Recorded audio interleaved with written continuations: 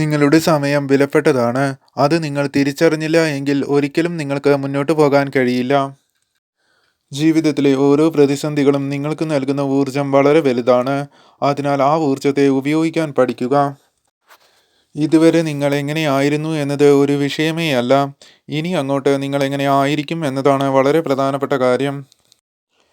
നിങ്ങൾ ഇന്ന് കടന്നു പോകുന്നത് ഏത് സാഹചര്യങ്ങളിലൂടെയോ ആയിക്കൊള്ളട്ടെ, പക്ഷേ അത് താൽക്കാലികം മാത്രമാണെന്ന് തിരിച്ചറിയുക.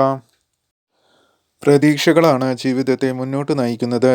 ഇന്നലകളിലെ നഷ്ടങ്ങളെക്കുറിച്ച് ആലോചിച്ചിരിക്കാതെ നാളെ നിങ്ങൾക്ക് നേടാനുള്ള നേട്ടങ്ങളെക്കുറിച്ച് ചിന്തിക്കുക.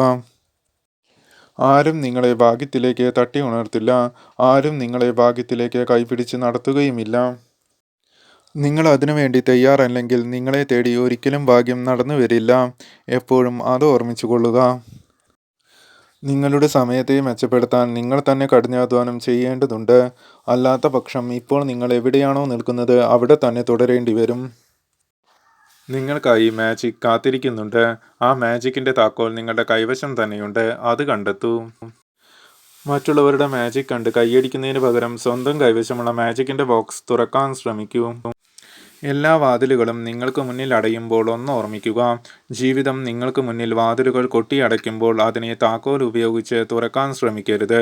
പകരം അതിനെ തകർത്ത് അകത്തു കയറാൻ ശ്രമിക്കുക.